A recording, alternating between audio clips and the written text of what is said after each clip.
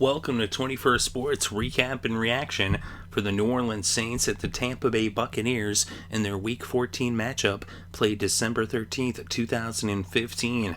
We're going to go over the scores and the stats and give our breakdown and analysis of this NFC South Division rivalry matchup. As the Bucks entered this game trying to make a push for the playoffs for a possible wild card, and the Saints were looking to play spoilers. So the Saints got on the board first with about 8.5 minutes left in the first quarter when Drew Brees hit Marques Colston for a 3-yard touchdown. Kai Forbath added the extra point, and it was 7-0 Saints over the Bucks. Then in the second quarter, with about 12 minutes left before halftime, Brees connected again with Colston for a touchdown, this time a 1-yard touchdown. Forbath added the extra point, and it was 14-0 as the Saints had jumped out to an early lead. But then with 8 minutes left before halftime, Doug Martin, the Duggernaut, the muscle hamster, scored on a 14-yard touchdown run. Connor Barth added the extra point, and it was 14-7 as the Bucks cut the Saints' lead in half. But then with a minute left before halftime, Kai Forbath hit a 23-yard field goal to make it 17-7. But then, with just seconds on the clock before halftime, Connor Barth hit a 39-yard field goal, and it was back to a 7-point game with the score 17-10. So the Saints took a 7-point lead into halftime. Then in the third quarter, it was scoreless until the final minute when Tim Hightower scored on a 3-yard touchdown run. Forbath added the extra point, and now it was 24-10 with the Saints up by 2 scores headed into the fourth. But then with about 9 minutes left to play in this game, Jameis Winston hit Adam Humphries for a 6-yard touchdown. Connor Barth added the extra point and was back to within 1 score with the score New Orleans 24, Tampa Bay 17. And that was, as I said, with about 9 minutes left to play. So the Saints would get the ball, and they would eat up about 3.5 minutes of game clock before punting after 8 plays. But the Bucks weren't able to really get them off the field quick enough, and then when their offense got the ball, they ended up punting after just about a minute, after only going for 4 plays on the possession. So now they would punt the ball back to New Orleans, who would take over on their own 14 with just over 4 minutes left to play. They wouldn't really get too far, but they would eat up the rest of the game clock as they were able to just grind it out. Hightower kept on rushing the ball, and they were able to pick up some first downs, first on a 3rd and 1, as Brees went to Ben Watson for a 2-yard pass. They made a first down at the New Orleans 25. Then on a 3rd and 2, a penalty for holding against the Bucks made a first down on the New Orleans 38. And then on 3rd and 3 from the 45, Hightower ran at 4 yards for the first down, and Brees took a knee, and this game came to a close as the Bucks ran out of time, and the Saints win 24-7. The Saints now 5-8 on the season, just their second road victory as they're 2-5 on the road. And the Bucks fall below 500 at home on the season and below 500 on the season as they're 6-7 on the year, 3-4 at home. And the Bucks, with the loss, it really hurts their playoff chances. But they've made a lot of strides this year towards building this team for the future.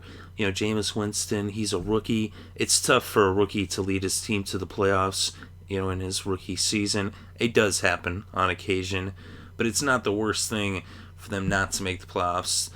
They're showing a lot of promise. They've got a lot of talent. They've been building for a long time, and what they were missing was a solid quarterback, and they definitely have that in Jameis Winston.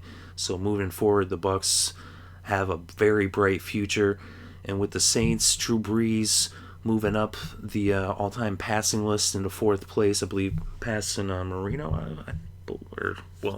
He's moving up there on the list.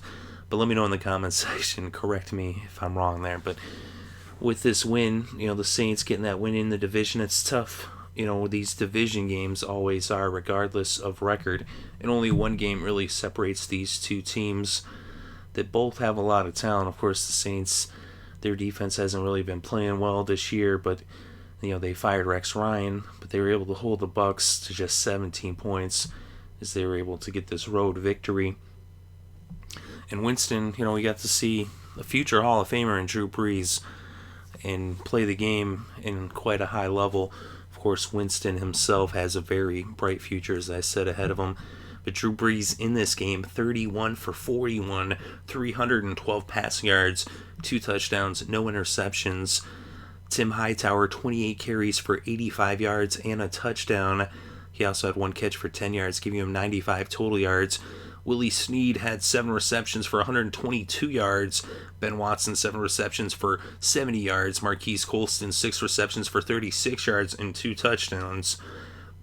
And for Tampa Bay, Jameis Winston, 18 for 32, 182 passing yards, 1 touchdown. He also had 24 yards off of 3 carries. Doug Martin, 11 carries for 81 yards and a touchdown, as he was getting production. But they weren't really staying committed to the run game. Of course, part of it was that the Saints were getting the Bucks off the field. They weren't allowed to really move the chains. And on the other side, New Orleans kept moving the chains. They kept getting the first downs, and they were very committed to the run. As even though they threw the ball 41 times, Hightower had 28 carries. But Sims was the leading receiver for Tampa Bay with 6 receptions for 64 yards. Mike Evans had 3 receptions for 39 yards. And Austin Surf and Jenkins had 3 receptions for 31 yards. The kickers in this game, Kai Forbath, 1 for 1 on the field goals, 3 for 3 on the extra points. Connor Barth, 1 for 2 on the field goals, 2 for 2 on the extra points. And on defense in this game for the Saints, Gottschalk had a sack. And for Tampa Bay, Carter had a sack and Melton had a sack. And then we look at the team stats, 26 first downs for New Orleans, 18 for Tampa Bay.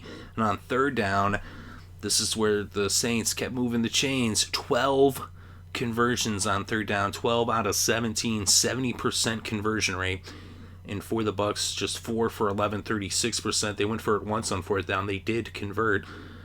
Total net yards, 388 for New Orleans, 291 for Tampa Bay. And on the ground, the Bucks had 115 net rushing yards, the Saints 87.